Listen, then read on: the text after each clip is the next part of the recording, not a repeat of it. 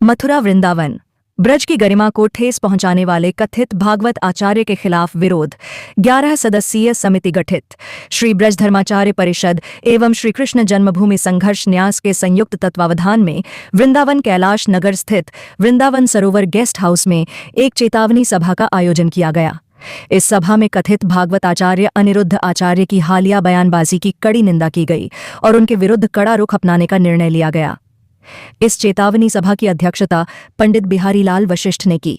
सभा में उपस्थित ब्रज क्षेत्र के संतों, धर्माचार्यों, महिला नेताओं व हिंदूवादी संगठनों ने एक स्वर में अनिरुद्ध आचार्य की भाषा एवं आचरण को ब्रज संस्कृति और नारी गरिमा के विरुद्ध बताया। प्रमुख वक्ताओं के बयान। पन दिनेश फलारी जी महाराज ने कहा कि ब्रज की आत्मा को कलंकित करने वाले लोगों को बर्दाश्त नहीं किया जाएगा। पन राजेश पाठक, संयोजक ब्रज धर्माचार्य परिषद, संजय हरियाणा, राष्ट्रीय उपाध्यक्ष हिंदू महासभा और महंत रामनिवास महाराज ने कहा कि ऐसे कथित संत ब्रजधाम की मर्यादा को भंग कर रहे हैं, जिनका खुला बहिष्कार होगा। विवेक महाजन, महामंडलेश्वर रामदास, ऋचा शर्मा, प्रवक्ता श्री कृष्ण जन्मभूमि संघर्ष न्यास ने कहा कि अब वक्त है कि ब्रज की गरिमा के रक्षार्थ ऐसे लोगों के खिलाफ खुला मोर्चा खोला जाए। विश्व हिंदू परिषद नेता जयराम शर्मा और करणी सेना प्रदेश नेता ठा नरेश सिंह ने समिति गठन की घोषणा की। 11 सदस्यीय विशेष समिति गठन।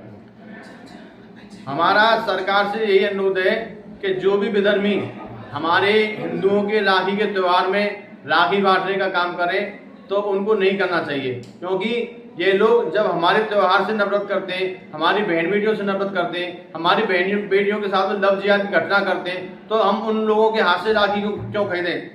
हमारी माता बहनों से भी अपील है कि कोई भी माता बहन दूसरे धर्म के लोगों से राखी ना खरीदें, क्योंकि ये लोग राखी के बहाने लव जिहाद की घटना को बढ़ावा देते हैं और उस राखी पर थूक सकते हैं, क्योंकि बहन भाई का जो पवित्र रिश्ता है उसको ये कलंकित कर सकते हैं। इसलिए हमारी सभी से विनती है कि कोई भी बहन भाई दूसरे धर्म के लोगों से राखी ना खरीदे, क्योंकि ये हिंदुओं को काफिर समझते हैं।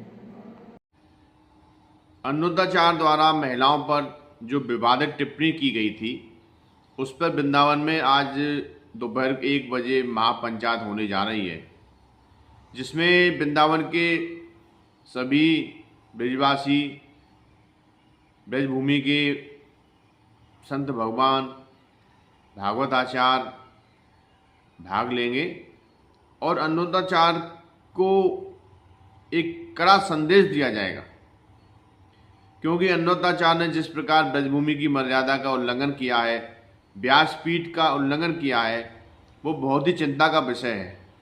हमारे वृंदावन में बड़े बड़े भागवत आचार्य हैं, बड़े बड़े संत भगवान हैं, वो कभी भी महिलाओं के बारे में इस प्रकार की अश्लील टिप्पणियां नहीं करते हैं।